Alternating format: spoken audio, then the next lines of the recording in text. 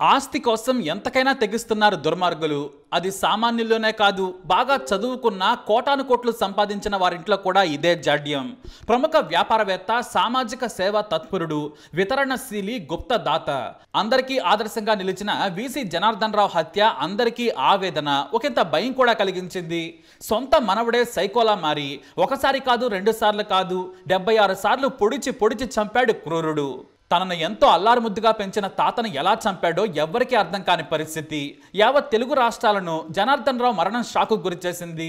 తాను కోట్లాది రూపాయలను దానం చేసినా ఎప్పుడూ చెప్పుకోలేదు. తాను కష్టపడి సంపాదించిన డబ్బును పేదలకు, ఆలయాలకు, అనాథలకు ఆయన ఇతోధికంగా సాయం చేశారు.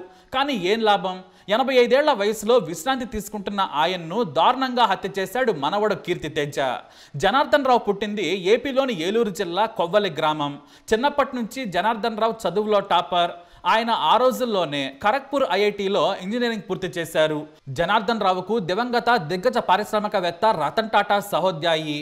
చదువు పూర్తయ్యాక ఆయన తన చదువుకు తగ్గట్లుగా నలుగురికి ఉపాధి కల్పించాలనుకున్నారు, పరిశ్రమలు స్థాపించాలనుకున్నారు. అదే చేశారు కూడా. 1969లోనే హైదరాబాద్లోని బాలానగర్లో వెల్జన్ పరిశ్రమలను స్థాపించారు. ఆ తర్వాత ఈ ఇండస్ట్రీస్ ని 16 పరిశ్రమల వరకు తీసుకెళ్లారు. వందలాది మంది వెల్జన్ గ్రూప్ లో ఇప్పుడు పనిచేస్తున్నారు. వ్యాపారాలను సక్సెస్ఫుల్ గా ముందుకు తీసుకెళ్లారు జనార్దన్ రావు. జనార్దన్ రావుకు ఓ కొడుకు, 3 కూతుళ్లు ఉన్నారు. కొడుకు వెలమాటి గంగాధర్ శ్రీనివాస్ జూబ్లీ హిల్స్ లో ఉంటారు. రెండవ కూతురు సరోజినీదేవి భర్తతో విభేదాల కారణంగా తండ్రితోనే ఉంటున్నారు. ఈ సరోజినీదేవి కొడుకు కిలారి కీర్తితేజ అమెరికాలో మాస్టర్స్ చేసి ఇండియాకు వచ్చాడు. 2018 నుంచి మణికొండలో ఉంటున్నాడు. అయితే గత కొంతకాలంగా ఆస్తుల విషయంలో, హోదా, వ్యాపారాల్లో వాటాపై తల్లితో, తాతతో గొడవ పెట్టుకున్నాడు. తాను నీ జీవితం సెట్ చేస్తానని, ఆందోళన వద్దని తాత వీసీ జనార్దన్ రావు చెబుతూ వచ్చారు. అయితే ఈ మధ్య కంపెనీలకు, తన పెద్దమ్మ కొడుకు, మేనమామ పిల్లలకు డైరెక్టర్ హోదా కల్పించారట జనార్దన్ రావు. కానీ కీర్తితేజకు మరో పదవి ఇచ్చారట. తనకు కూడా డైరెక్టర్ పదవి కావాలని పోరు పెట్టాడట కీర్తితేజ. ఈ కీర్తితేజకు ఉన్న టెంపర్మెంట్ తో పాటు వ్యాపారాన్ని హ్యాండిల్ చేసే విషయంలో వారికి ఇంకా నమ్మకం కుదరలేదు. పైగా అతనిది చిన్న వయసే. అనుభవం వచ్చిన తర్వాత పెద్ద హోదాలు ఇవ్వాలనుకున్నారట తాత జనార్దన్ రావు. ఈ విషయంలోనే తల్లి, తాతతో గొడవలు పెట్టుకున్నాడు. అయితే ఫిబ్రవరి 6న ఉదయమే గొడవ జరిగింది. తన తాత ఇంటికి వచ్చిన కీర్తితేజ సైకోలా మారాడు. అంతకు ముందే ఫోన్లో కూడా మాట్లాడినా కూడా పిచ్చివాడిగా, ఉన్మాదిలా మారాడు కీర్తితేజ. అంతే, సరాసరి వచ్చి రాగానే ముందు తాతతో గొడవ పెట్టుకున్నాడు. తల్లి, తాత సర్ది చెబుతున్నా కూడా వినలేదు. దీంతో తాను వెంట తెచ్చుకున్న పదునైన కత్తితో తాతను మొదట మెడ మీద 10 సార్లు పొడిచాడు హంతకుడు. ఆ ఘటన చూసి షాక్ అయిన తల్లి తేరుకుని అడ్డుకోపోతే ఆమెను కూడా విచక్షణారహితంగా 10 సార్లు పొడిచాడు. ఆ తర్వాత నొప్పితో విలవలాడిన తల్లి కుప్పకూలిపోయింది. కానీ తాత చనిపోయినా కూడా ఏకంగా 76 సార్లు పొడిచాడు నరహంతకుడు. ఆ తర్వాత ఇతర పనివారు పరిగెత్తుకొచ్చి కేకల వేగా పారిపోయాడు. జనార్దన్ రావు అక్కడికక్కడే ప్రాణాలు విడిచారు. తల్లి సరోజాదేవి ఆసుపత్రిలో ప్రాణాలతో పోరాడుతుంది. పోలీసులకు సమాచారం అందగానే కీర్తితేజను అదుపులోకి తీసుకున్నారు. కానీ అతని మాట తీరు, ప్రవర్తన, బాడీ లాంగ్వేజ్ చూసి మానసిక రోగిలా ఉన్నాడని పోలీసులు అనుమానం వ్యక్తం చేశారు.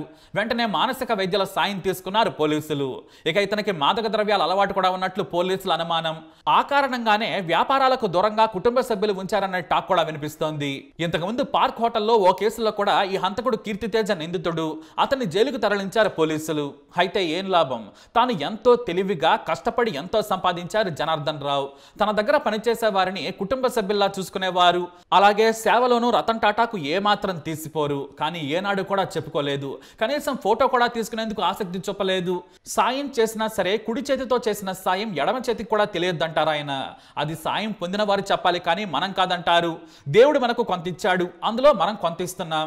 ఇది పెద్ద సాయం కూడా కాదనేంత గొప్ప మనస్సు ఆయనది. నేడు పావలా సాయం చేసి ముప్పావలా ప్రచారం చేసుకునేవారు ఎంతో మంది ఉన్నారు. మరికొంతమంది అయితే ఎంత సంపాదించినా కూడా పిల్లికి కూడా ఎడమ చేత్తో పెట్టరు.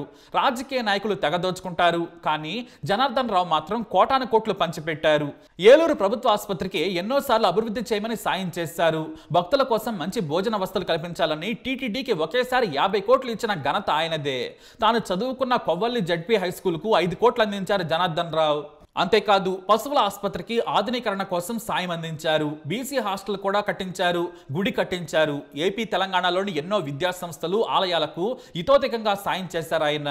కరోనా సమయంలో 2 రాష్ట్రాల ప్రభుత్వాలకు విరాళం ఇచ్చారు. అనాథాశ్రమాలు, కార్మికుల పిల్లలకు కూడా సాయం చేశారు. తన తల్లి పేరిట ఎల్వి ప్రసాద్ ఇన్స్టిట్యూట్ లో బ్లాక్ ఏర్పాటు చేశారు. తాను ఎంతో సాయం చేసినా కూడా ఏనాడు చెప్పుకోలేదు. ఎంత చేశారో ఎవరికి పూర్తిగా తెలియదు. అది ఆయన గొప్పతనం. కానీ సొంత మనవడి చేతిలో హత్యకు గురి కావటం అందరినీ బాధించింది. ఫిబ్రవరి 9, 2024న మహాప్రస్థానంలో జనార్దన్ రావు అంత్యక్రియలు జరిగాయి. వ్యాపారవేత్తలు, స్నేహితులు, కుటుంబ సభ్యులు నివాళులు అర్పించి తుది వీడ్కోలు పలికారు. మరి జనార్దన్ రావు ఆత్మకు శాంతి చేకూరాలని కోరుకుందాం. మరి సొంత తాతనే ఆస్తి కోసం 76 సార్లు పొడిచాడు. ఈ హంతకుడిని ఏం చేయాలి? మీ అభిప్రాయాన్ని కమెంట్ ద్వారా తెలియజేయండి. ఈ వీడియో అప్డేట్స్ కోసం మై ఛానల్ ఫాలో అవ్వండి, అలాగే తప్పకుండా సబ్స్క్రైబ్ చేసుకోండి.